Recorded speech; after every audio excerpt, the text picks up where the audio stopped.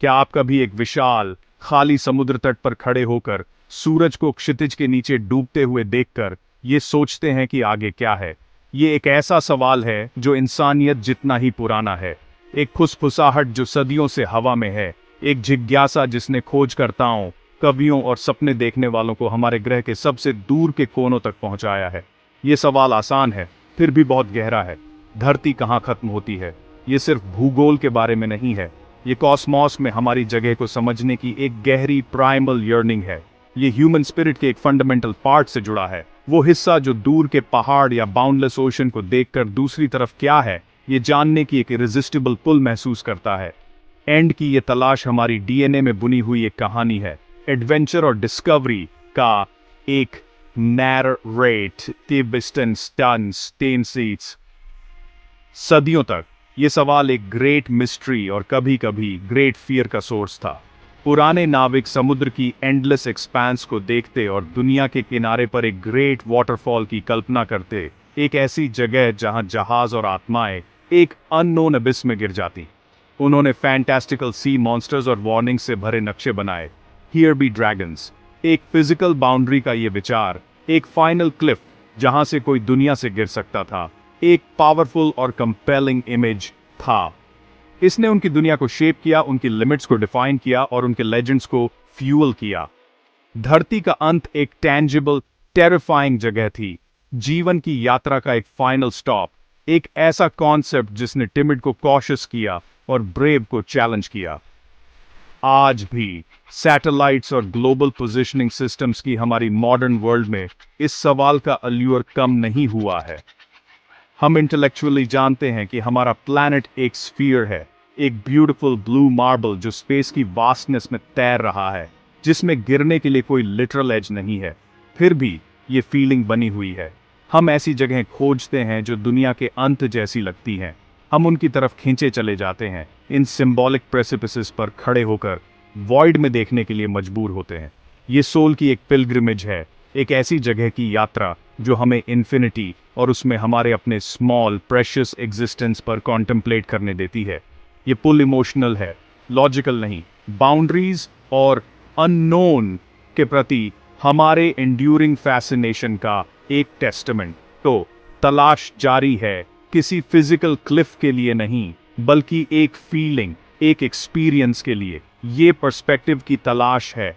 जब हम पूछते हैं धरती कहाँ खत्म होती है, तो शायद हम पूरी तरह से एक अलग सवाल पूछ रहे होते हैं। हम शायद पूछ रहे होते हैं, मैं कहाँ खत्म होता हूँ और बाकी यूनिवर्स कहाँ से शुरू होता है। हम अपनी परसेप्शन, अपनी करेज और अपनी इमेजिनेशन की बाउंड्रीज को एक्सप्लोर कर रहे हैं। धरती के कथित अंत की यात्रा एक इनवर्ड जर्नी बन जाती है। इस मैग्निफिसेंट और सीमिंगली एंडलेस प्लैनेटरी होम पर जीवित रहने का क्या मतलब है? इसकी एक गहरी और पर्सनल एक्सप्लोरेशन। ये एक ऐसा सवाल है जिसका जवाब साइंस एक तरह से दे सकता है, लेकिन हमारे दिल हमेशा दूसरी तरह से इसे एक्सप्लोर करते रहेंगे, फॉरएवर। हमारा ग्रह ऐसी जगहों से सजा है जो अंतिम होने का ये पावरफुल सेंसेशन जगाती है। ये लिमिनल स्पेसेस हैं, नोन और अननोन के बीच की थ्रेशोल्ड्स। उन वाइल्ड और विंडस्वेप्ट कोस्ट लाइन्स के बारे में सोचो जहां कॉन्टिनेंट्स माइटी ओशंस के आगे सरेंडर कर देते हैं। यहां किनारे पर खड़े होकर आप इसे महसूस कर सकते हैं। प्राचीन चट्टानों से लहरों का रिदमिक क्रैश खुद ग्रह की स्टेडी हार्ट बीट जैसा है। क्षितिज फैला हुआ है, समुद्र को आसमान से बांटने वाली एक परफेक्ट क्लीन लाइन, और उसके आगे इमेंसिटी का वादा ही है। ये सिर्फ लैंड मीटिंग वाटर नहीं है, ये सॉलिड फेमिलियर वर्ल्ड का एक वास्ट फ्लूइड मिस्ट्री में घुलना है। एक ऐसी जगह जहां यात्राएं शुरू और खत्म होती हैं। फिर महान बर्फीले एक्सपेंस हैं, आर्कटिक और एंटार्कटिक के पोलर डिजर्ट्स।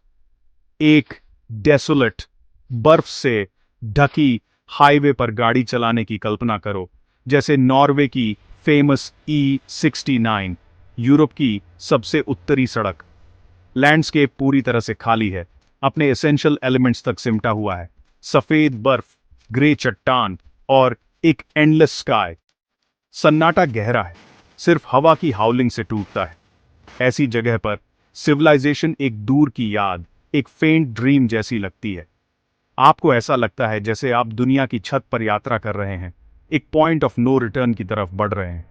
ये एक स्टार्क और ब्यूटिफुल एम्प्टीनेस है जो आपको नेचर के शीयर स्केल और पावर का उसके सबसे रॉ और अनटेम्ड फॉर्म में सामना करने पर मजबूर करती है। हमारे ग्लोब के दूसरे एक्सट्रीम पर दुनिया का एक और अंत है, उशुआया, अर्जेंटीना में। ये गर्व से खुद को एल फिन डेल मुंडो कहता है, दुनिया के अंत का शहर। टिएरा डेल फुएगो आर्किपेलागो में टक्ड अवे ये ग्रह का सबसे दक्षिणी शहर है। इसके किनारों से अगला पड़ाव फॉर्मिडेबल बर्फ से ढका अंटार्कटिका महाद्वीप है। यहाँ के पहाड़ सीधे बीगल चैनल के फ्रिजिड वाटर्स में गिरते हुए लगते हैं। ह्यूमैनिटी की अंतिम आउटपोस्ट पर होने का एक पैल्पेबल सेंस है, एक फाइनल हार्बर, इससे पहले कि दुनिया एक इटर्नल विंटर को रास्ता दे दे। उशुआया में खड़े होना, आपके पीछे ग्लोब का इमेंस वेट और आगे वास्ट आइसी विल्डरनेस को महसूस करना है। और वर्टिकल एंड का क्या, वो बाउंड्री जो लैंड के पार नहीं बल्कि उसके ऊपर है। जैसे जैसे हम एटमॉस्फेयर से ऊपर जाते हैं, आसमान बदलता जाता है। वो रिच ब्लू जो हम जमीन से देखते हैं पतला होने लगता है, एक गहरे इंडिगो में बदल जाता है, और अंत में स्पेस के ब्लैकनेस में एक पॉइंट है, एक इनविजिबल लाइन जहां हवा इतनी पतली हो जाती है कि फ्लाइट को सपोर्ट नहीं कर पाती, जहां हमारी दुनिया का एटमॉस्फेयर कॉस्मोस के वैक्यूम में ब्लीड करता है। ये एक और एज है, एक फाइनल फ्रंटियर जो एस्ट्रोनॉट्स और ड्रीमर्स को बुलाती है। ये अल्टीमेट शोरलाइन है, हमारे प्लैनेटरी आइलैंड का कोस्ट, जहां से कोई पीछे मुड़कर हमारी पूरी दुनिया को देख सकता है, इन्फिनिटी नाइट में सस्पेंडेड जीवन का एक फ्रैजाइल स्फीयर। ग्लोब्स और सैटेलाइट इमेजेस होने से बहुत पहले हमारे पूर्वज अपनी दुनिया के आकार और सीमाओं से निपटने के लिए सबसे शक्तिशाली उपकरण का इस्तेमाल करते थे, उनकी इमेजिनेशन। कई प्राचीन संस्कृतियों के लिए पृथ्वी एक फ्लैट डिस्क थी, एक विशाल प्लेट जो एक प्राइमोर्डियल ओशन पर तैर रही थी। ये एवरीडे एक्सपीरियंस से निकाला गया एक लॉजिकल कंक्लूजन था। उनके पैरों के नीचे की जमीन फ्लैट थी और क्षितिज एक डिस्टिंक्ट एज के रूप में दिखाई देता था। इस वर्ल्ड व्यू में दुनिया का अंत एक बहुत ही रियल फिजिकल जगह थी। ये डिस्क का रिम था, एक टेरिफाइंग प्रेसिपिस जहां आसमान समुद्र से मिलता था और दुनिया बस रुक जाती थी। ये कंसेप्ट पूरे ग्लोब की प्राचीन मिथोलॉजीज में खूबसूरती से कैप्चर किया गया है। नॉर्स कॉस्मोलॉजी में जात दुनिया, मिडगार्ड, एक इम्पॉसिबल ओशन से घिरी हुई थी। इस ओशन में मॉन्स्ट्रस वर्ल्ड सर्पेंट जर्मुंगांदर रहता था, इतना विशाल कि उसने पूरी भूमि को घेर रखा था, अपनी ही पूंछ को काट रहा था। बहुत दूर तक पाल करना इस बीस्ट का सामना करने और निश्चित डूम से मिलने का जोखिम था। प्राचीन यूनानियों के लिए दुनिया भी महान रिवर गॉड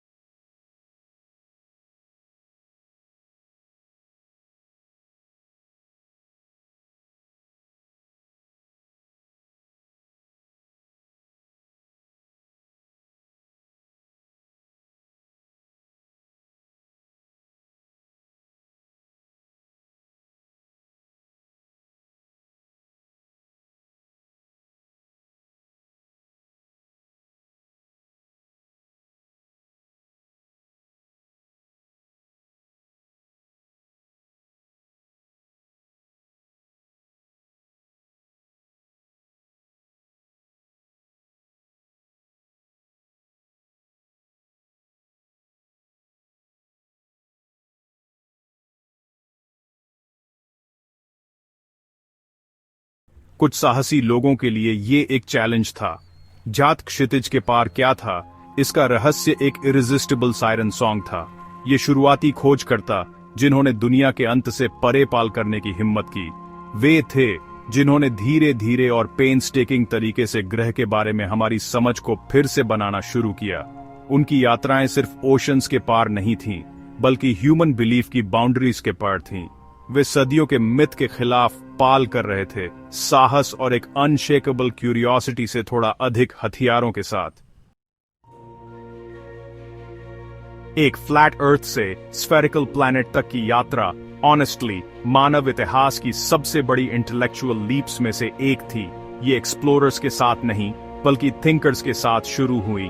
पाइथागोरस और एरिस्टोटल जैसे प्राचीन यूनानी दार्शनिकों ने मैथमेटिकल रीजनिंग और एस्ट्रोनॉमिकल ऑब्जर्वेशंस का उपयोग करके ये प्रस्तावित किया कि पृथ्वी वास्तव में एक स्फीयर थी। उन्होंने देखा कि किनारे से दूर जा रहे जहाज हल फर्स्ट गायब हो जाते थे, और उन्होंने लूनर इक्लिप्स के दौरान चंद्रमा पर पृथ्वी की कर्व्ड शैडो को देखा। ये सटल क्लूज थे, लेकिन वे एक रैडिकल न्यू ट्रूथ की ओर इशारा करते थे। हमारी दुनिया का कोई किनारा नहीं था, ये एक कंटिन्यूअस अनब्रोकन सरफेस थी। कोई थियरी में एक दिशा में जा सकता था और अंततः उसी स्थान पर लौट सकता था जहां से उसने शुरुआत की थी।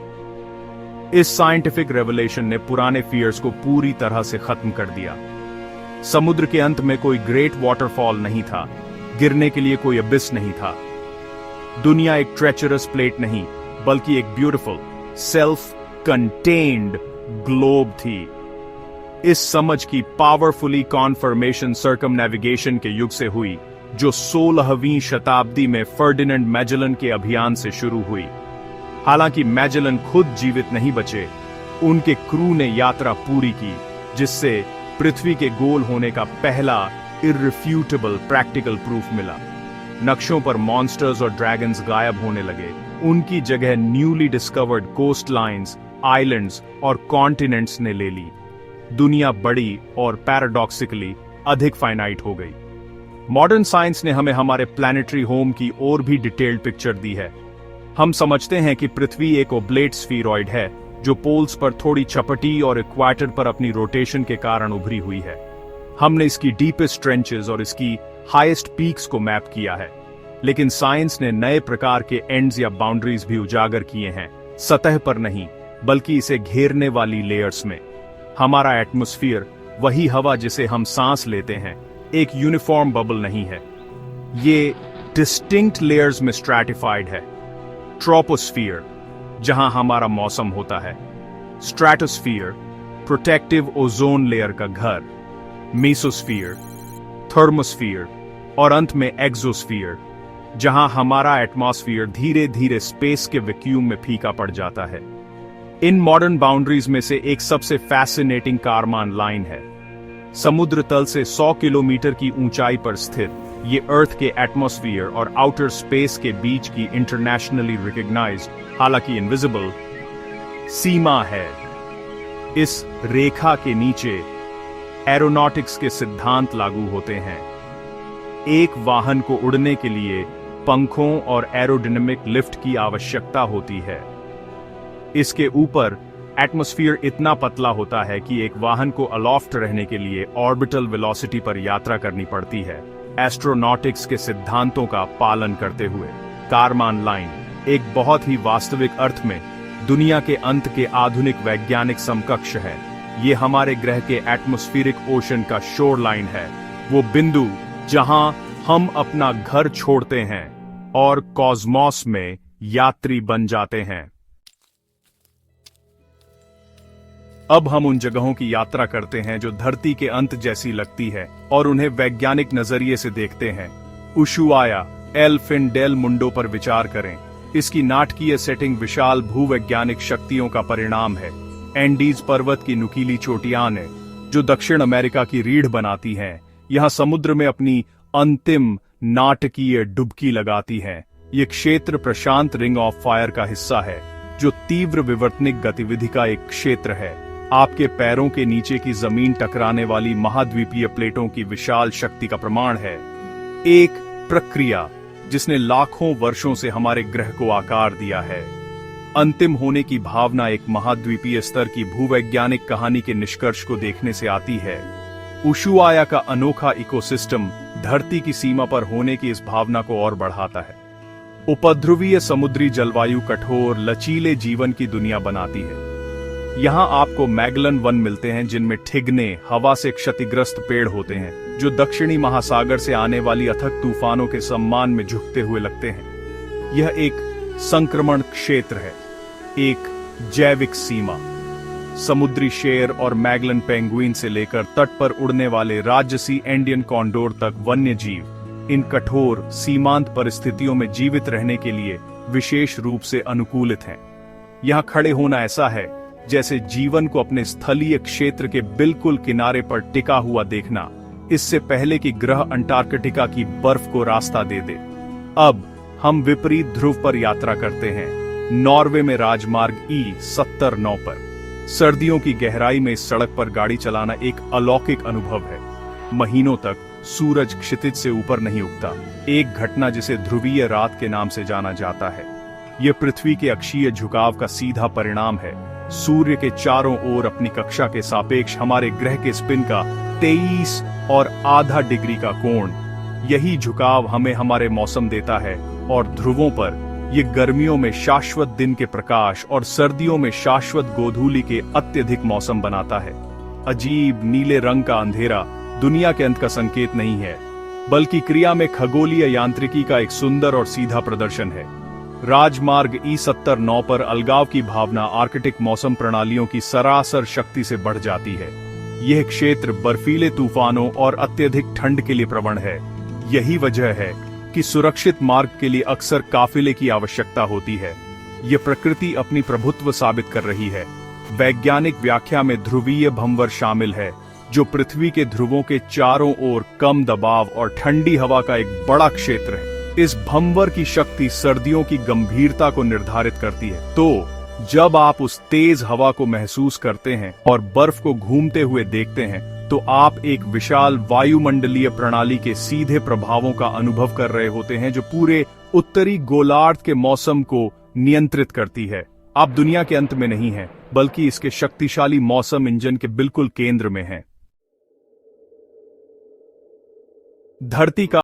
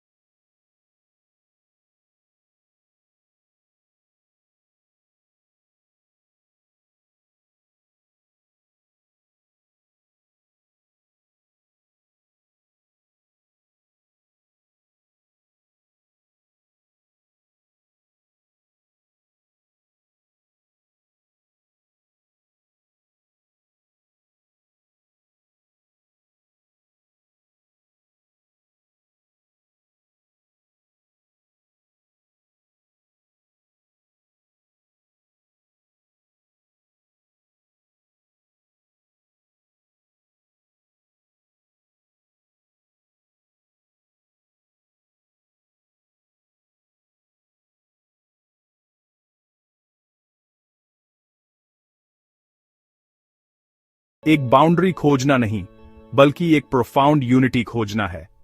ये अल्टीमेट पर्सपेक्टिव है जो हमें दिखाता है कि हमारी दुनिया किनारों वाली एक इन्फिनिट प्लेन नहीं है, बल्कि एक फाइनाइट और प्रेशियस आइलैंड ऑफ लाइफ है जो एक इनकॉम्प्रिहेंसिबली वास्ट कॉस्मिक ओशन में बह रही है।